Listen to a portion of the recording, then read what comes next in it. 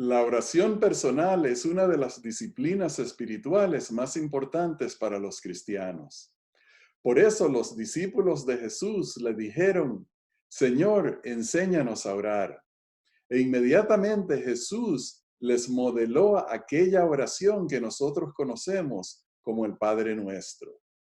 Pero eso no quiere decir que esa es la única forma de orar.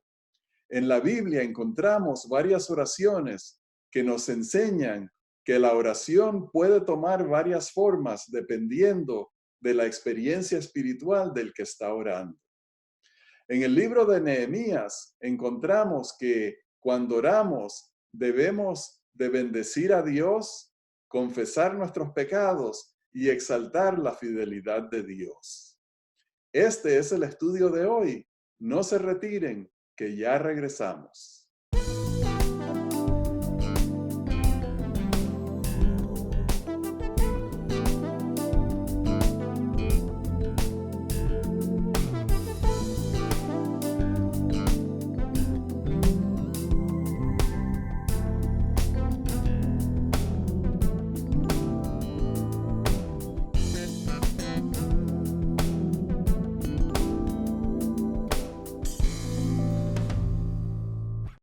Hola, apreciados hermanos, bienvenidos a Perspectiva Bíblica.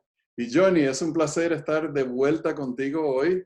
Hoy es un día muy frío acá donde yo vivo en Ohio, mucha nieve, la temperatura no subió de 24 grados, pero tengo el gusto de estar contigo hoy. Y yo tengo el placer y el privilegio de estar contigo, Rafael, y además de explicarte que yo estoy en Illinois. Y en Illinois hoy está todo congelado en el piso. Esto está frío. Pero lo importante es que estamos apretados de la palabra de Dios y asegurados en él. Y eso es lo que debemos hacer al comenzar esta lección. Orar, ¿verdad? Amén. Gracias, Señor, por el privilegio que nos das de estudiar tu palabra, de confiar en ti. Ponemos toda nuestra esperanza, todas nuestras ilusiones y todo nuestro futuro y sueños en ti. Bendice el estudio de tu palabra. Amén. Amén. Amén. Johnny, el estudio de hoy habla acerca de Dios, que es un Dios perdonador.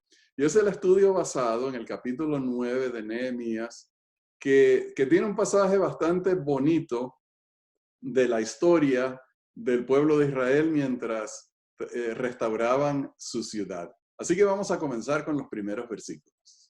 El día 24 del mismo mes se reunieron los hijos de Israel en ayuno, vestidos de saco y con la cabeza cubierta de polvo. Y ya se había apartado la descendencia de Israel de todos los extranjeros y puestos en pie confesaron sus pecados y las iniquidades de sus padres. Y puestos de pie en su lugar, leyeron el libro de la ley de Jehová su Dios, la cuarta parte del día, y durante otra cuarta parte confesaron sus pecados y adoraron a Jehová su Dios. Entonces, Johnny, aquí encontramos que los líderes del pueblo llamaron a la congregación, llamaron al pueblo de Israel para reunirse de nuevo, para tener una ceremonia de consagración. Y hay algo interesante, la forma como estaban vestidos, de saco, con polvo en la cabeza. Eso tenía una simbología especial. Y esto es muy cierto, Rafael. Nosotros hoy en día como protestantes, como evangélicos, como adventistas, no nos sentimos cómodos con ese asunto de estarse vistiendo y haciendo símbolos y haciendo ceremonias, pero todas esas son muy importantes, Rafael, porque eso hacía que se grabara en el corazón y en la mente, en la memoria, los eventos que ocurrían allí, particularmente para los niños que están viendo y creciendo en medio de esta realidad. Pero nosotros carecemos de esto hoy porque lo hemos hecho todo muy intelectual, muy de la cabeza y ni de la lengua, porque solamente habla una persona a la vez. Y ahora ni en las escuelas sabáticas quieren discutir. Todo el mundo quiere estar diciendo lo mismo y todo el mundo de una misma manera. Pero mirando otros detalles, Rafael, ¿qué te parece este asunto de que estaban puestos de pie y confesaban sus pecados y las iniquidades de sus padres? ¿Qué quiere decir esto? ¿Cómo lo imaginamos? Bueno, Johnny, es es la parte más importante de este capítulo 9, pero yo pienso, antes de llegar a la parte de esa oración que empezaron a hacer y la confesión de sus pecados, aparece ahí que estaban leyendo las enseñanzas de Dios o la ley por una cuarta parte del día, o sea, 3 horas. Qué admirable, porque Johnny, cuando nosotros leemos las escrituras, eso produce un efecto. No podemos dejar de leer la Biblia sin que haya un efecto sobre nosotros. Y eso es lo que nos dice la Escritura. Y vamos a ver 2 pasajes y continuamos entonces dialogando sobre el efecto de las Escrituras. La ley del Señor es perfecta, que restaura el alma. El testimonio del Señor es seguro, que hace sabio al pequeño. Porque las cosas que se escribieron en el pasado para nuestra enseñanza se escribieron a fin de que por medio de la paciencia y de la consolación de las Escrituras tengamos esperanza. Qué importante saber que la Biblia completa está dada para nosotros, para que podamos aprender y podamos emularla, es decir, buscar la manera de que lo que ellos hicieron con sus ceremonias y todas las cosas, nosotros lo encajemos con la cultura del día de hoy y convirtamos esas prácticas en las cosas que debemos hacer hoy. Por ejemplo, algunas iglesias han practicado días de ayuno y oración y le llaman vigilias. Y eso sería algo parecido, me imagino yo, a lo que hacían el pueblo de Dios allá en el tiempo de Nehemías. Ellos combinaban la lectura de la Biblia con la confesión. Y estas dos cosas juntas, la centralidad de la palabra de Dios y la adoración en confesión, se convertían en la actividad de ese día, de una manera muy disciplinada, con horarios e intercambios. Y nota que también hablaba de los extranjeros, es decir, que todos debían participar, no había exclusión alguna. Eso me encanta. Y bueno, Johnny, aquí en este pasaje en particular se apartaron de los extranjeros y entonces posiblemente porque iban a hacer una confesión relativa a su pueblo, porque al leer la Torá o las enseñanzas de Dios, tenían que haber estado leyendo la historia de su pueblo, porque Johnny, hay que meterse en la psicología de estas personas. Ellos habían regresado del cautiverio, del exilio. Y habían regresado a una tierra totalmente destruida, a muros y templo y ciudad que habían sido asolados, para reconstruir. Y quedaba en la mente la pregunta de por qué nos sucedieron estas cosas. Y al leer esas escrituras, tienen que haber leído la parte donde Dios llama a Abraham, donde Dios promete hacerlos una gran nación, donde Dios los rescata de Egipto y hace señales maravillosas por ellos. Y entonces ellos se vuelven a conectar a través de la lectura de la Torá con sus orígenes.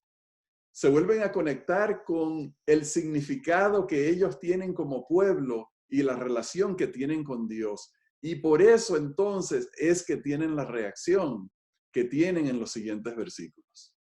Y este asunto de los extranjeros, cada persona entonces tenía que ser clasificada.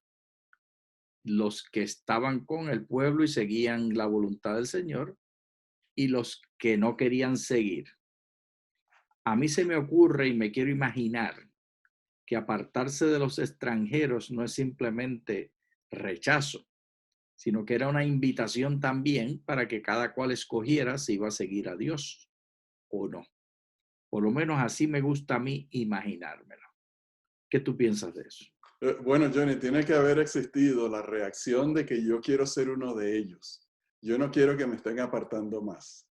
Así que esa puede ser la reacción de ellos de querer ser parte, de querer pertenecer. Pero entonces vamos a continuar con los siguientes versículos para ver la reacción que tuvieron luego de la lectura de la Biblia por 3 horas.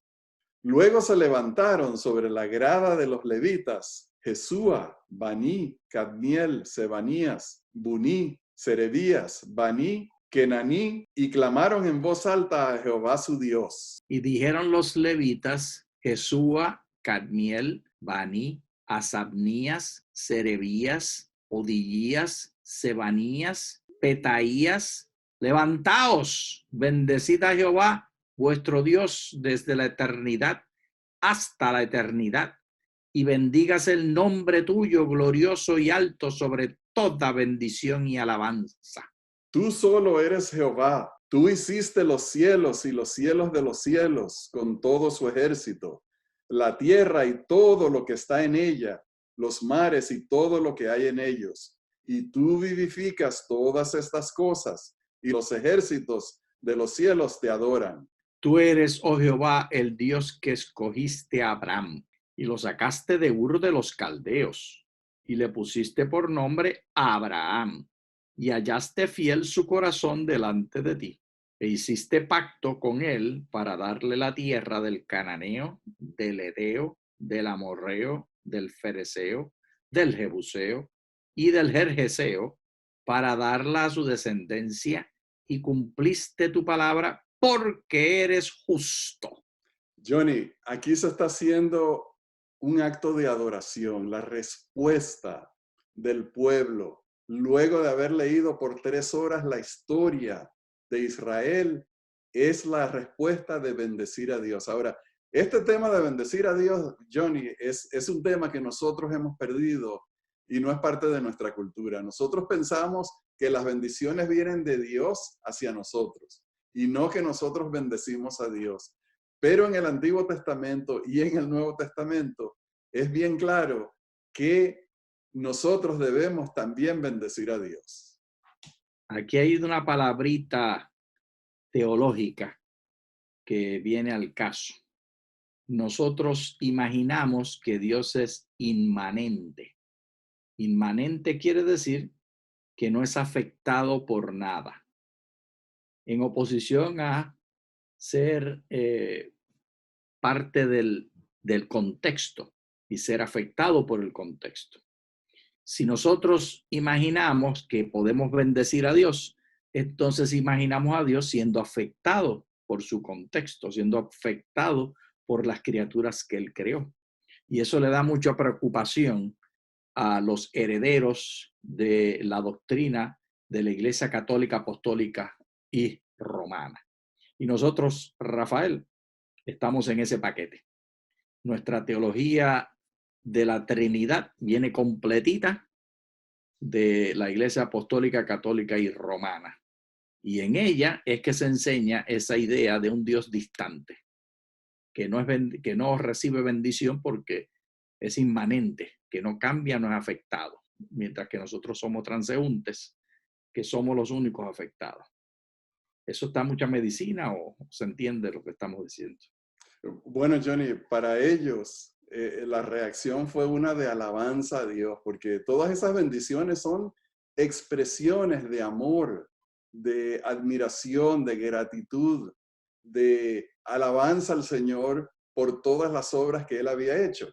Y ellos se identificaban porque era la historia de su pueblo, eran sus generaciones que no estaban tan distantes a ellos. Y cuando nosotros leemos las Escrituras, también debemos de reconocer, Johnny, que todos esos actos de bendición que hizo Dios hacia su pueblo son actos también para nosotros, porque nosotros somos los hijos espirituales de Abraham. Pero ahí no mencionaste lo que dijiste primero, que nosotros bendecimos a Dios también. Sí, bueno, todo eso sí lo mencioné, lo que pasa es que no dije que esa era la parte de la bendición, porque ellos reconocieron y dieron todas esas alabanzas y agradecimientos al Señor. Y vamos a ver cómo siguieron los siguientes versículos. Y miraste la aflicción de nuestros padres en Egipto y oíste el clamor de ellos en el mar Rojo, e hiciste señales y prodigios contra Faraón, contra todos sus siervos. Y contra todo el pueblo de su tierra, porque sabías que habían procedido con soberbia contra ellos, y te hiciste nombre grande hasta el día de hoy.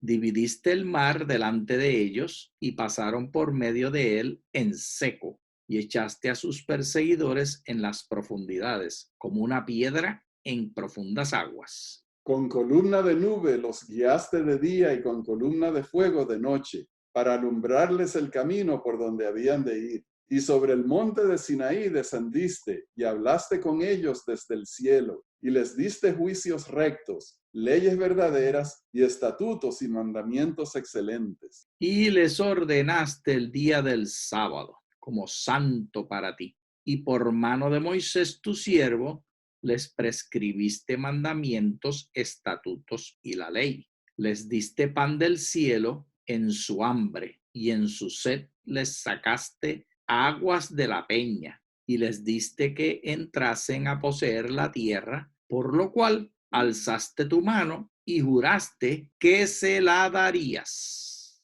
Entonces, Johnny, ellos continuaron con las alabanzas a Dios, bendiciendo al Señor, relatando, porque tú ves aquí en estos versículos el relato de la historia del pueblo de Israel, enfocado desde el punto de vista de las obras que Dios hizo por ellos. Y por eso es que ellos tienen esa alegría, esa admiración y exclamación por las bendiciones de Dios. O sea que Johnny, yo pienso que es un ejemplo para nosotros que siempre que oremos al Señor, comencemos con alabanzas a Dios y recordando las muchas bendiciones que Él ha puesto en nuestras vidas. Qué palabras tan bien dichas. Si nosotros nos enfocamos en las bondades de Dios y si nosotros nos enfocamos en bendecir a Dios por todo lo que nos ha dado, vamos a ser más felices, porque entonces veremos que nuestra vida no está alrededor de nuestros presuntos sueños e ilusiones que están torcidas por la cultura del día de hoy, sino que están en las manos del Dios de la historia. El Dios, esas mismas personas que ellos citaron, Dios nos las da a nosotros. Y yo puedo hablar también de mi madre, que ya está descansando, y cómo Dios la llamó a ella. Y así a cada uno de los que ha estado antes de nosotros. Y de esa manera no nos preocupamos tanto por las cosas de este mundo, por el deseo de bienes materiales y por el así llamado sueño americano o donde quiera que sea que vivamos, la idea de tener una casa, de tener un carro, de tener una profesión, de jubilarse. En nada de eso está nuestro futuro. Todo está siempre en las manos del Dios de Abraham, el Dios que hizo todas estas cosas en el pasado y las está haciendo por nosotros hoy. Y entonces, Johnny, llegó el momento donde terminaron de bendecir a Dios para entonces enfocar sus oraciones o sus palabras sobre el comportamiento del pueblo. Y vamos a ver cómo lo pusieron estas personas.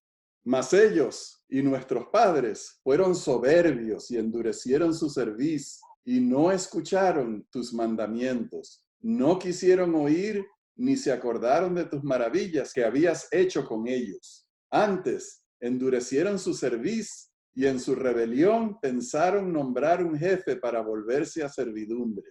Pero tú eres Dios que perdonas, clemente y piadoso, tardo para la ira y grande en misericordia, porque no los abandonaste. Además, cuando hicieron para sí becerro de fundición y dijeron, este es tu Dios que te hizo subir de Egipto, y cometieron grandes abominaciones.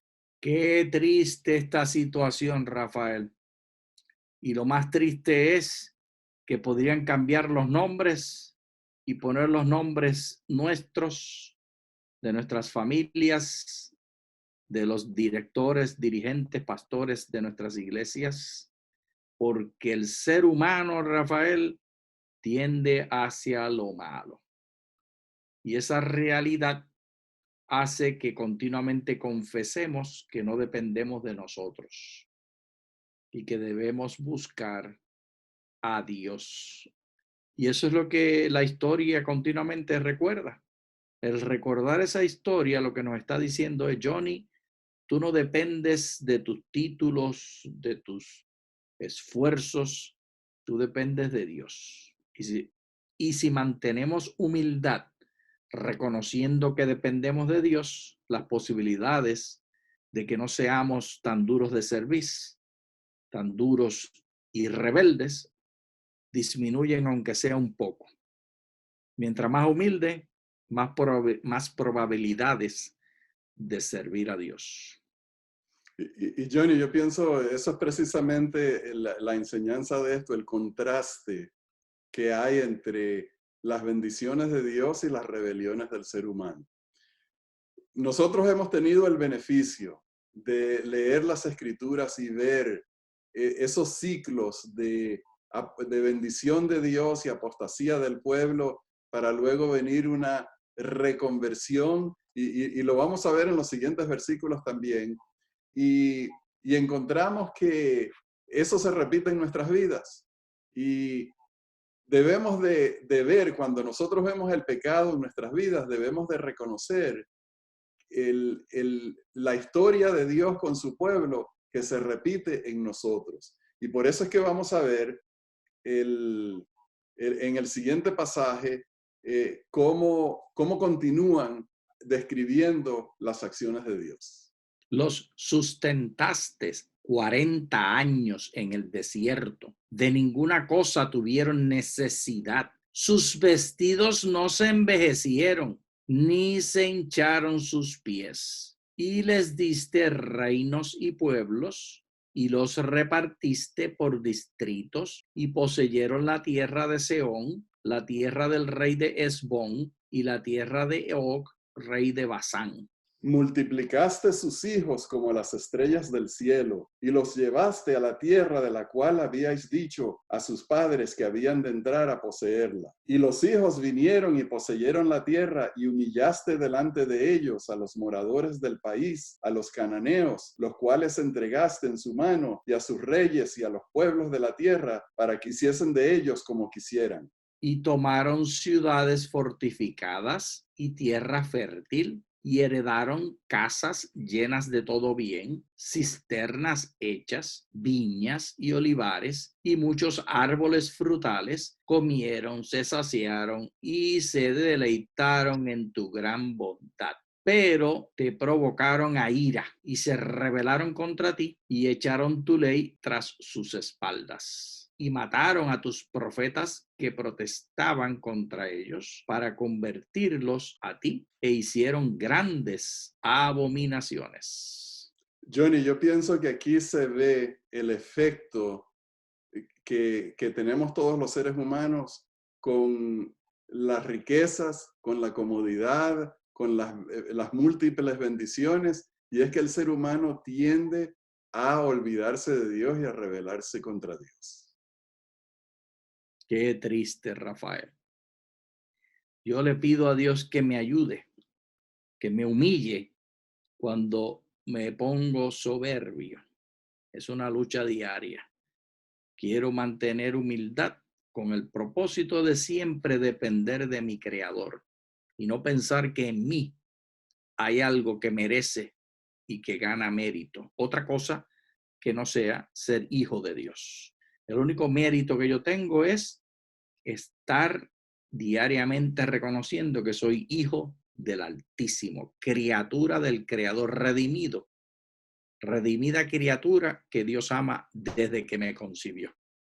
Porque aunque es mi padre y mi madre los que dieron el material genético, es el diseño de Dios lo que está llevándose a cabo. Sí. Y Johnny, en múltiples versículos de este capítulo vemos las bondades, misericordias y la gracia de Dios. En otros versículos, poquitos, se describe la rebelión del ser humano y en todo esto se destaca la fidelidad de Dios. Y vamos a leer un último pasaje para ver cómo se expresa este concepto de la fidelidad de Dios. Entonces los entregaste en mano de sus enemigos, los cuales los afligieron, pero en el tiempo de su tribulación clamaron a ti, y tú desde los cielos los oíste. Y según tu gran misericordia, les enviaste libertadores para que los salvasen de mano de sus enemigos. Johnny, estos versículos, aunque hablan de castigo, están hablando de la fidelidad de Dios. Y esa fidelidad está entrelazada en las oportunidades múltiples que Dios nos da. Las personas vulgarmente lo llamamos castigo. Y así lo presenta la Escritura porque está hecha vulgarmente para el común denominador de los pecadores que lo escuchamos y lo leemos. Pero en realidad lo que deberíamos leer aquí en vez de la palabra castigo es, como tú bien has dicho, una oportunidad para echar para atrás, para entender el error. Es una puerta que Dios, cada vez que estamos apartados y que estamos mirándonos el ombligo, sacando pelucita del ombligo. ¿Tú te has sacado pelucita del ombligo alguna vez, Rafael? No tienes que confesar nada, no tienes que decir nada aquí. Sigue adelante, hermano. Pues esa actividad, cuando uno se centra en uno mismo y dice las cosas buenas, mira, se saca la pelucita, mira lo bueno que yo soy, las cosas buenas que yo he hecho, mira esta pelucita, lo bonita que es. El Señor entonces nos da una oportunidad para dejarnos de mirar a nosotros mismos, y eso se llama lo que vulgarmente ponen en un marco de castigo. Oportunidades para reconocer que tenemos que ser humildes y que depende de Dios todo lo que tenemos. Amén. Y Johnny, yo llamo esto una demostración de la fidelidad de Dios, porque Él muy bien pudo haberlos abandonado, que se convirtieran en paganos, que se perdieran entre sus pecados, que ese pueblo muriera a causa de sus desobediencias, pero más bien lo que Dios hizo fue castigarlos para despertarlos de su letargo espiritual y de sus rebeliones, y que ellos volvieran al punto donde vinieran a Dios arrepentidos para confesar, reconocer sus pecados y entonces confesar y buscar a Dios para tratar de, para venir pues, para ser sanados y curados de sus rebeliones. Esa es la lealtad de Dios, que no dejó que se perdieran, sino que los levantó, los llamó para que ellos se arrepintieran y volvieran a Él. Y Johnny, qué horrible sería si luego de que nosotros pecáramos, Dios no se interesara por nosotros y nos dejara perdernos. Ay. Rafael, todo este asunto de lo que llamamos castigo es como cuando estamos con una herida, cuando somos niños particularmente, pero también le puede suceder a los adultos. Estamos corriendo y jugando en el fango, en el polvo, en la tierra, nos caemos y se nos meten piedrecitas en la herida abierta en la mano, en la palma de la mano, y ahí está la sangre saliendo y está el sucio, la tierra y las piedras. Y cuando llegamos entonces a quien nos va a tener cuidado médico, empiezan a sacarnos esas cosas. Y alguien puede decir, ay, pero me estás castigando, me estás haciendo sufrir. Lo que está sucediendo es que nos están limpiando, que nos están ayudando a volver al camino correcto. No sé si la metáfora resulta de utilidad, pero me parece que es una metáfora de sanidad, que la interpretación de lo que llamamos castigo se debe llamar sanidad, limpieza. Amén. Bien, y con este pensamiento, apreciados hermanos, llegamos al final de la lección. Les agradecemos por habernos acompañado y les deseamos muchas bendiciones de Dios. Muchas gracias.